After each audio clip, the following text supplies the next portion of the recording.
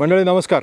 हे बघा, माझ्या हातामध्ये हा जो आता साबणाचा जो प्रकार आहे ह्याला रिठा असं म्हणतात आणि आपण सगळ्यांनीच डेफिनेटली रिठ्याचं नाव कधी ना कधीतरी ऐकलं असेल। त्याचं कारण असं की रिठा ही आपली मूळ भारतीय वनस्पती आहे आणि आपण गेली हजारो वर्ष रिठ्याचा उपयोग करत आलेलो आहोत। हे जे तुम्हाला माझ्या पाठीमागे जे झाड दिसतंय ह्याला रिठ्याचं झाड असं म्हणतात आणि हे साधारणपणे आता एक 50-1 फुटाचं हे रिठ्याचं झाड आपल्याकडे आहे।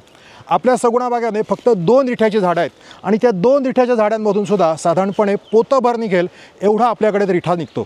रिठा निघतो म्हणजे हा जो होता हा आपला आत्ताच फ्रेश काढलेला रिठा होता आणि जो आपला पोतभर होतो तो साधारणपणे आपला पूर्णपणे सुकवलेला रिठा असतो। तर हा जो रिठा आहे त्याच्यापासून खूप अत्यंत असे विशेष वेगवेगळ्या प्रकारचे गुणधर्म आहेत जे मी तुम्हाला आता सांगणार आहे आणि आपल्या प्रत्येकाच्या घरी आपल्या प्रत्येकाच्या गावामध्ये ही झाडं डेफिनेटली असायला पाहिजेत आणि हे एकदम सोपं झाड आहे लावण्यासाठी। पूर्णपणे भारतीय आणि कमीत कमी मेंटेनन्स अगदी वाळवंटी प्रदेशामध्ये सुद्धा हे झाड खूप छान प्रकारात लावू शकतं आणि त्याची जर का आपण शेती केली तर त्याच्यापासून भरपूर उत्पन्नसुद्धा आपल्याला मिळू शकतं। प्रथम मंडळी मी तुम्हाला या झाडाविषयी माहिती सांगणार आहे। अगदी आपल्या जंगलांमध्ये काही ठिकाणी अगदी एवढा मोठा घेर असणारी सुद्धा आणि चांगली टप्पोरी येणारी फळं आपल्याला अजूनसुद्धा कोकणामध्ये आणि भारताच्या अन्य ठिकाणी आपल्याला बघायला मिळतात। ह्या झाडाचा मुख्यत्वे करून वापर आणि मुख्यत्वे करून लागवड जी झालेली आहे ती उत्तर भारतामध्ये म्हणजे बिहार, बंगाल, उत्तर प्रदेश या ठिकाणामध्ये ह्या झाडाची खूप मोठ्या प्रमाणामध्ये शेती केली जाते आणि ही झाडं खूप मोठ्या प्रमाणामध्ये आढळतात सुद्धा। तर याचे एक 2-4 वेगवेगळे प्रकार आहेत। आता आमच्याकडे सगुणा बागेमध्ये नक्की कोणता प्रकार आहे हे मला माहिती नाही, पण ह्या झाडाचं जे लाकूड आहे ते सुद्धा खूप टणक असतं आणि त्याचा मुख्यत्वे करून वापर हा बैलगाडी बनवण्यासाठी होतो। बैलगाडी जी असते ती बैलगाडीला कोणते शॉक ऑब्झर्व्हर्स नसतात आणि ते एक अत्यंत खडखड एकदम रगेड चालणारं एक वाहन आहे आणि ते सुद्धा हजारो वर्षांपासून आहे। तर बैलगाडीचा जो गाभा असतो आणि मुख्य जी बैलगाडी जी बनवली जाते ती ह्याच्या लाकडापासून बनवली जाते। ते संपूर्ण भारतीयांसाठी एक खूप महत्त्वाचं लोकोमोटिव्हचं साधन आहे बैलगाडी। काहीशा वर्षांपासून महत्त्वाची एक भूमिका ही बैलगाडीने आपल्या सगळ्यांच्या आयुष्यात गाजवलेली आहे। हे बघा, ही सगळी पानगळ होताना तुम्हाला दिसते, ही सगळी पानं आहेत, ही सगळी पानगळ होतीये आणि ऑफकोर्स ह्या बायोमास आहे, ह्या बायोमासचा सुद्धा आपण चांगला उपयोग करू शकतो।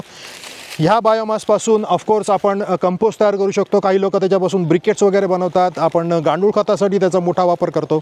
दुसरं तुम्हाला दिसतंय हे अशा प्रकारे त्याची फळं लागतात जी आता खूप वरच्या साईडला आहेत आणि ह्याच्यातली बरीचशी फळं आम्ही इकडे गोळा पण केलेली आहेत। तुम्हाला इकडे समोर दिसतंय। बुवा नमस्कार।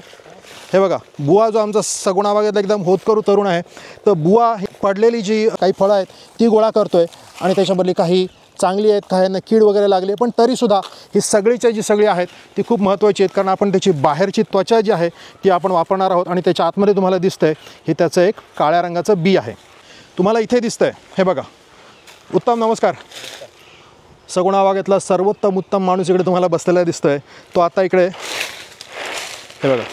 आजचा दिवस आहे की आपण आज हे सगळे जे रिठे जे आहेत ते आपण हार्वेस्ट करून आतापर्यंत इथेच हे चिक्कूच्या खाली गोळा करायचे, तोडायचे आणि चिक्कूच्या खाली ठेवून त्याला तिकडे सुकवत ठेवण्याचं काम करायचं। आणि आपल्या इकडे जेवढ्या सगुणा बागेमध्ये कामगार आहेत ते सुद्धा साधारणपणे ओंजळभर घरून घेतात आणि ते आपापल्या घरी घेऊन जातात जेणेकरून ते वर्षभर त्याचा वापर करू शकतात। तर आता रिठा जे आहे रिठ्याचे खूप उत्तम अशा क्वालिटी आहेत। ह्याचं ऑफकोर्स जसं मी तुम्हाला सांगितलं त्याच्या आतमध्ये एक काळ्या रंगाची बी असते आणि ह्याचं बाहेरचं जे कवच आहे ह्या कवचामध्ये सोपची क्वालिटी असते, जे तुम्ही पाहिलं की त्याच्यापासून एक सोप इफेक्ट तयार होतो। सरफेस टेन्शन कमी होतं आणि आपल्या शरीरावरची जी घाण असते ती घाण निघून जाते। त्याचबरोबर त्याच्यामध्ये एक महत्त्वाची जी क्वालिटी आहे ती म्हणजे अँटी फंगल क्वालिटी याच्यामध्ये आहे। आपल्या डोक्यामध्ये कधी कोंडा तयार होतो किंवा आपल्या शरीरावर कधी नायटा नावाचा एक प्रकार तुम्ही कधी ऐकला असेल किंवा इतर कोणते तरी आपल्याला फंगल इन्फेक्शन आपल्याला होत असतात आपल्या ह्युमन बॉडीला, तर त्या सगळ्यासाठी ह्याचा जो पाण्याबरोबर मिक्स केल्यानंतर त्याच्यापासून निघणारा जो फेस आहे हा फेस त्याच्यासाठी वापरला जातो। सो अशा प्रकारे हे खूप महत्त्वाचं आहे। जर का आपण हे डोक्यामध्ये वापरलं, ऑफकोर्स फक्त हे वापरत नाही, आम्ही सगुणा बागेमध्ये फक्त रिठा वापरतो, पण आपण ह्याच्यामध्ये शिकेकाई आणि त्याच्यामध्ये आवळा पावडर जर का मिक्स केली तर ते खूपच एकदम पोटंट त्याच्यापासून एक खूप छान असं एक केस साफ करण्यासाठी एक त्याचं औषध तयार होऊ शकतं। तर हे जे आहे हे वापरल्याने आपल्या डोक्यामध्ये जे आपल्याला कधी कोंडा असतो तो 4-5 दिवसात निघून जातो। उवा आणि लिखा असतात लहान मुलांच्या आता डोक्यामध्ये वगैरे, तर त्या उवा आणि लिखा संपूर्णपणे त्यांचा नायनाट होऊन जातो। त्याचबरोबर आपले जर का केस गळती होत असेल तर ती केस गळती थांबते। अशा अनेक वेगवेगळे ते आपल्या शरीरासाठी केसांसाठी त्याचे उपयोग आहेत. त्याचबरोबर जसं मी तुम्हाला त्वचेसाठी सांगितलं की त्याचे अँटी फंगल त्याची एक क्वालिटी आहे, जशी आपल्या डोक्यावरती सुद्धा त्याचा अँटी फंगल उपयोग होतो. आणि दुसरी एकदम महत्त्वाची गोष्ट म्हणजे कधी आपल्याला माहिती आहे की आपण पोटामध्ये कधी आपल्याला फार जास्त पित्त होतं किंवा कधी कोणी जर का विष प्यायलं असेल किंवा काही विषारी अन्न किंवा विषारी गोष्ट आपल्या पोटात जर का गेलेली असेल तर आपल्याला मोठ्या प्रमाणात उलटी करणं गरजेचं. साधी उलटी नाही तर पूर्ण आतडी साफ होतील अशी उलटी करायला लागते.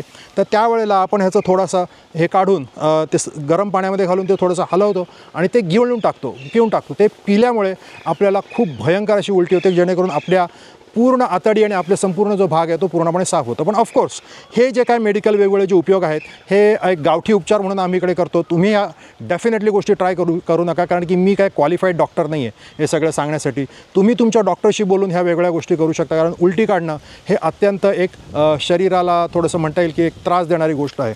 हा एवढा 100 ग्रॅमचा जो रिठा आहे हा सोपबेरी म्हणून म्हणजे सोपबेरी म्हणजे साबणाचं फळ म्हणून हे अमेरिकेमध्ये किंवा इतर युरोपियन देशांमध्ये विकलं जातं आणि ह्याची किंमत साधारणपणे $8 ते $10 मिळते.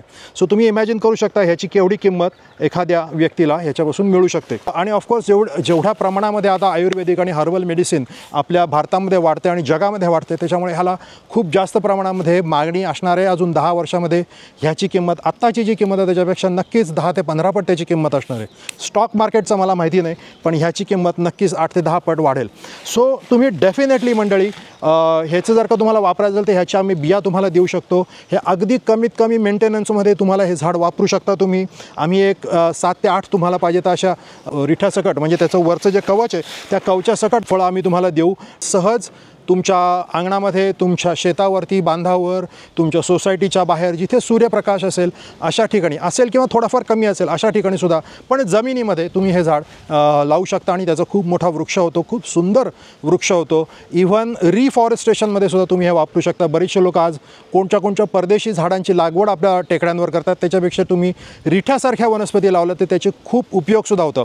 ह्या रिठ्याचा खूप सुंदर म्हणजे मी तुम्हाला सांगू शकत नाही एवढा सुंदर त्याचा गोड सुगंध त्याच्यामधनं येत असतो. त्याचा वास जर का घेतला त्या फळांचा तर असं एक प्रकारे म्हणजे झिंग येईल, जसं मोहाच्या फुलांचा वास येतो तेवढा सुंदर. म्हणजे ऑफकोर्स मोहाच्या फुलाने एवढा सुंदर नाही, पण वेगळ्या प्रकारचा एक सुंदर त्याला वास येत असतो.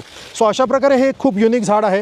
आम्ही तुम्हाला याच्या बिया देऊ शकतो. तुम्हाला पाहिजे असतील तर तुम्ही आम्हाला कॉमेंटमध्ये सांगा.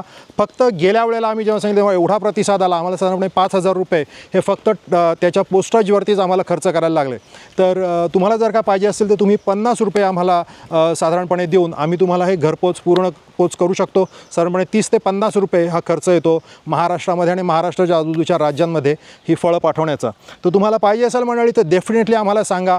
आम्ही तुमच्या कॉमेंटवरती प्रत्युत्तर देऊ की कशाप्रकारे तुमचा पत्ता पाहिजे आणि कुठे तुम्ही हे पैसे सेंड करू शकता. तुम्हाला जर का हे पैसे सेंड केलेत आणि तुम्ही जर का पत्ता सांगितलात तर डेफिनेटली आम्ही तुम्हाला देऊ शकतो. आणि नाही तर तुम्हाला जर का पत्त्याने नसेल पाठवायचं तर आम्ही तुम्हाला मोफतमध्ये आमच्या दुकानांमध्ये, म्हणजे आमचं दुकान आहे डोंबिवलीला आहे, ठाण्याला आहे आणि दादरला आहे. आम्ही कुठच्याही दुकानामध्ये आम्ही ह्याची पाकिटं करून आम्ही ते ठेवणार आहोत. जसं मी तुम्हाला म्हटलं की 8 ते 10 बियांची, 8 ते 10 फळांची, तर आम्ही तुम्हाला ही पाकिटं मोफतमध्ये आमच्या दुकानांमधून तुम्ही डेफिनेटली घेऊन जाऊ शकता व्हिडिओ बघितला आहे सांगून. पण तुम्ही जर का बाहेरचे असाल, लांबचे असाल तर आम्ही तुम्हाला पोस्ट करू शकतो. पोस्टलचे ₹50 चार्जेस पडतील.